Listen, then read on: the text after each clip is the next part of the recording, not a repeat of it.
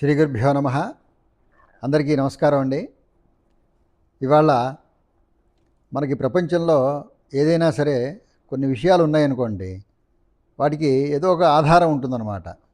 అంటే ఇప్పుడు ఏదైనా ఒక సంఘటన, లేకపోతే ఒక జ్ఞానం, ఒక పరిస్థితి ఏదైనా ఉంటే అది ఇంకో విషయం మీద ఆధారపడి ఉంటుందన్నమాట.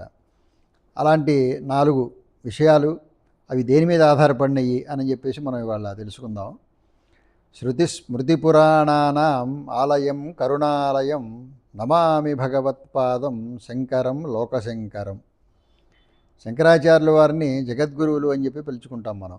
ఎందుకు ఆయన జగద్గురువు అయ్యాడంటే, ఈ జగత్తు మొత్తానికి కూడా ఆయన యొక్క జ్ఞానాన్ని పంచి మనిషి సుఖశాంతులతో ఎట్లా ముందుకు వెళ్ళాలి అనేదాన్ని చాలా భాష్యాలు, రకరకాల స్తోత్రాలు, ఆయన యొక్క జ్ఞానాన్ని వాటి ద్వారా మనందరికీ పంచారనమాట. అందుకని ముందుగా ఆయన్ని ప్రార్థించి ఆయన యొక్క ఆశీస్సుల్ని తీసుకుందాం.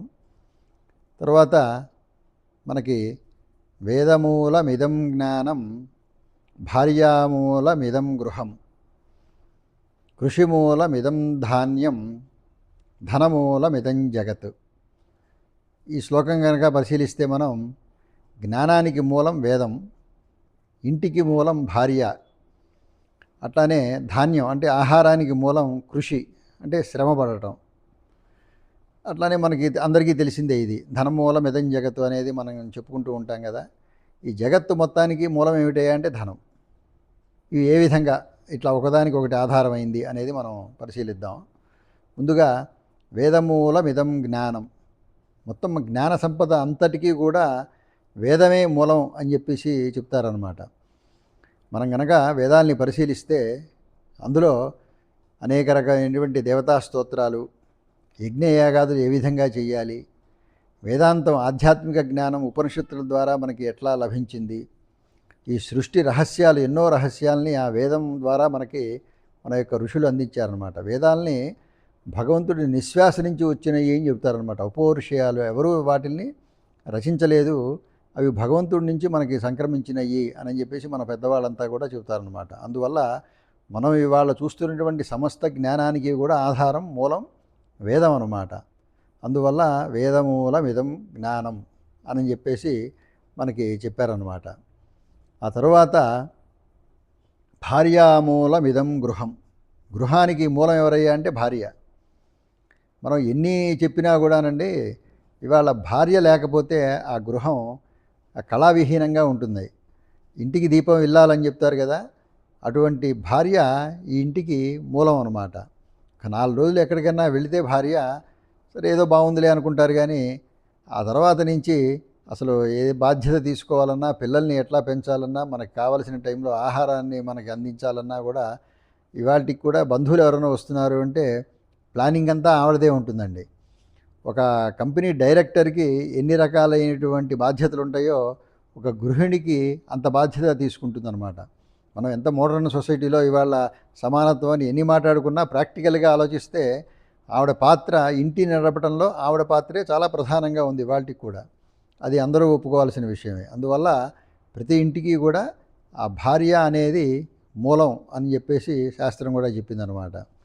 ధర్మరాజు యక్ష ప్రశ్నల్లో యక్షుడు ఒక ప్రశ్న అడుగుతాడు, నిజమైన స్నేహితుడు ఎవరు మనిషికి అంటే దేవుడిచ్చినటువంటి భార్యే నిజమైన స్నేహితురాలు అని చెప్పేసి ఆయన చెబుతాడనమాట. అంత ప్రాముఖ్యత మనకి పురాణాల దగ్గర నుంచి ఆడవాళ్ళకి ఇచ్చారనమాట. వాళ్ళేం తక్కువ చేయడం కాదండి, వాళ్ళు బాధ్యతలు తీసుకుంటే కెపాసిటీ వాళ్ళకు ఉంది. భర్త యొక్క పాత్ర వేరుగా ఉంటుంది, భార్య యొక్క పాత్ర వేరుగా ఉంటుంది. అయితే ఇంటిని నడపడంలో ఆవిడే ఈ గృహానికి మూలం అని చెప్పేసి మనం తెలుసుకోవాలన్నమాట. అట్లానే కృషిమూలమిదం ధాన్యం. ధాన్యం అంటే ఆహారం అండి. ఆహారం ఎట్లా వస్తుంది మనిషికి? కృషీవలుడు అంటే రైతు అండి. రైతు అంటే శ్రమించేవాడని అర్థం అనమాట. ఏదో ఒక పని చేసి మనం సంపాదించుకోవాలి ఆహారాన్ని.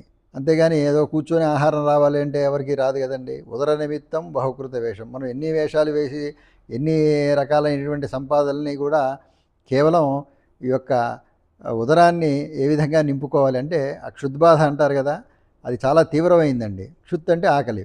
ఆ ఆకలి బాధ అది అనుభవించేవాడికే తెలుస్తుంది అనమాట. ఆకలి వేసినప్పుడు సరైన ఆహారం దొరక్కపోతే దాని విలువ అందరికీ తెలుస్తుంది అనమాట. అందువల్ల మనకి ఈ యొక్క పని అంటే ఏదైనా కృషి, ఏదైనా ఒక మనం పని చేసుకొని శ్రమపడి దాని ద్వారా డబ్బు సంపాదించుకొని ఆహారం మనకి అందుతుంది. అందువల్ల కృషి మూల మిదం ధాన్యం. ధాన్యం రావాలంటే నువ్వు పని చేయాలి నాయన, లేకుండా ఊరికే కూర్చొని ఏదో పెద్దవాళ్ళు పెడతారులే మా ఇంట్లో అని చెప్పేసి అనుకోవడానికి లేదు. అందువల్లే విద్య, ఏదో ఒక ఉద్యోగం తెచ్చుకోవటం, శ్రమ పడటం, దాని ద్వారా డబ్బు సంపాదించుకోవటం, పొట్ట నింపుకోవటం.